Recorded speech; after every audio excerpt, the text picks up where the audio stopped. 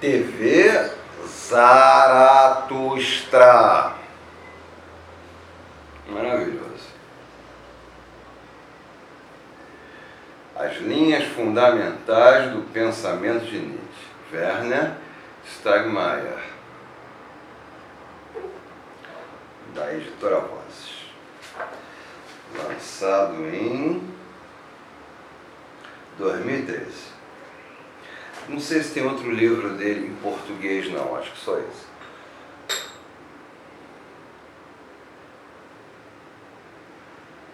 Bom dia, boa tarde, boa madrugada para todos.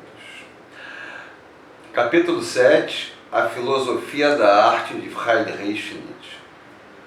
1. Contexto biográfico. Nietzsche foi artista não apenas em sua filosofia, pois também foi poeta e compositor, ainda que por profissão tenha sido filólogo. Nascido em 15 de outubro de 1844 em Rücken, nas imediações de Lützen, na Saxônia, filho de um pastor, estudou primeiramente teologia em Bonn, depois filologia clássica, quando seu professor Friedrich Wilhelm Ritschl passou a lecionar em Leipzig. Transferiu-se para a universidade dessa cidade, onde se entusiasmou com a filosofia de Arthur Schopenhauer e conheceu pessoalmente Richard Wagner.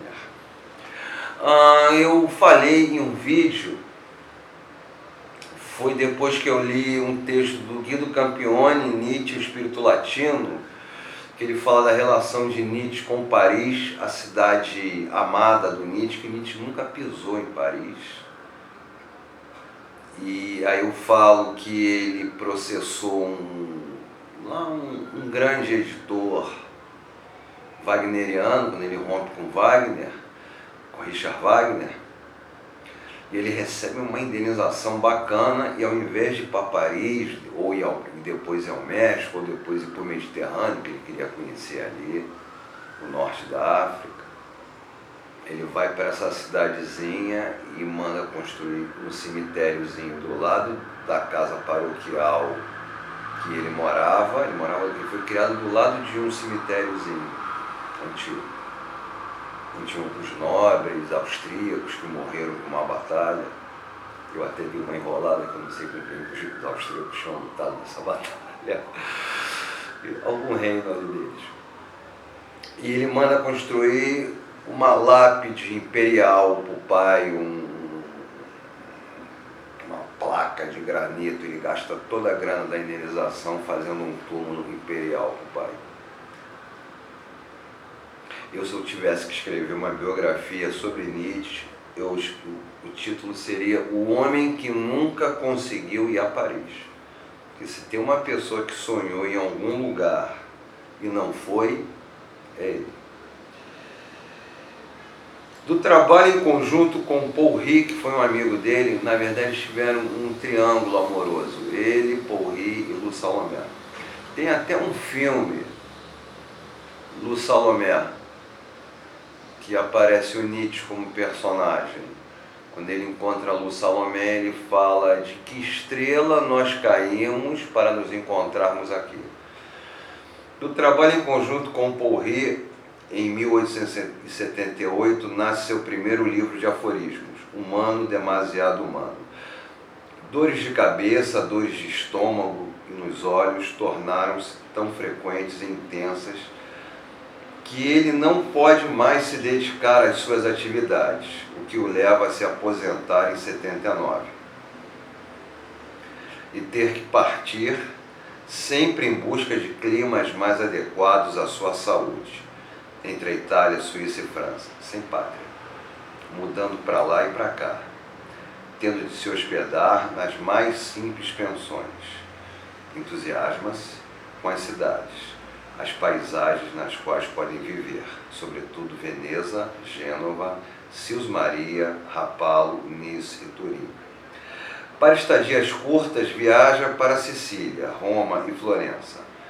Não gosta de visitar museus.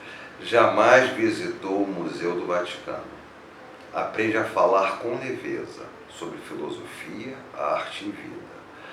Para suportar sua vida, ele precisa de uma outra arte. Uma arte para artistas, somente para artistas. Orienta sua filosofia segundo a arte de um alegre saber, cujo ideal é o da flexibilidade e força da dança. Em 1882, encontra-se com Lu von Salomé, em Roma, e nela reconhece um espírito tão elevado quanto o seu. Compõe para ela o Hino à Vida, que é posteriormente publicado com seu nome e com orquestração de seu maestro Peter Gast.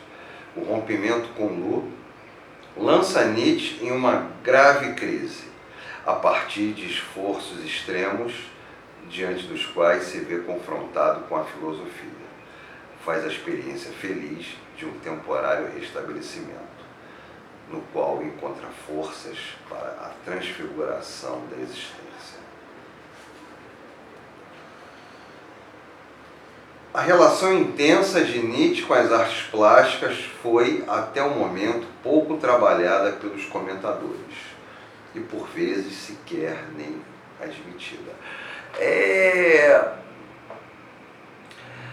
As pessoas pegam as coisas do Nietzsche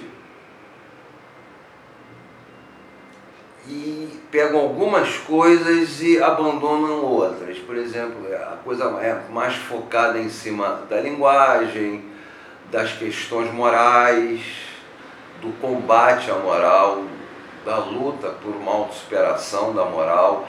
Porém, as questões das artes plásticas talvez falem uma linha sobre isso. E a relação intensa de Nietzsche com as artes plásticas foi até o momento pouco trabalhada pelos comentadores. No que diz respeito à sua aversão a museus, havia exceções, particularmente Rubens e Van Dyck, e sobretudo Claude Lorrain.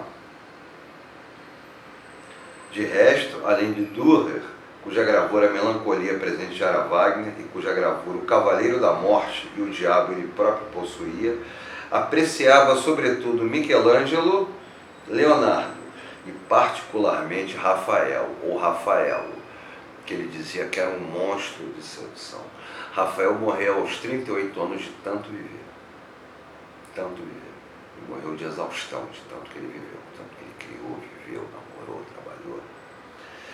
Cuja Madonna Sistina ele reconhecia em seus pormenores, como pintura única. Entre os escultores, a contribuição de Fídias, o grego, foi, segundo Nietzsche, fundamental para a fonte de Tritão, de Bernini, situada na Praça Berberini, em Roma. Para que ele compôs a Canção da Noite. Mas os palácios nobres de Florença o fascinavam sobretudo o Palácio Pitti, de Filippo Brunelleschi. Por fim, Mole Antoniella, em Turim, reconstruído por Alessandro Antonelli. Outrora uma construção fortificada. Eu acho que eu já li isso em um outro take. Mais do que em arquitetos, estava interessado nos realizadores e na vontade deles de dar estilo à sua existência através de suas construções. Tem um vídeo meu que eu falo do pavilhão do Espírito Livre, que é uma ideia minha de uma ultrapassagem da psicanálise, de tirar a psicanálise do divã freudiano e colocá-la numa cúpula de vidro na beira-mar, e da psicanálise deixar de ser de uma terapia para resgatar o burguês das suas neuroses e adaptá-lo ao mundo capitalista, transformá-la em uma estufa de fortalecimento de potencialidades. Nesse texto, nesse vídeo, eu falo de o uso de Nietzsche arquitetonicamente.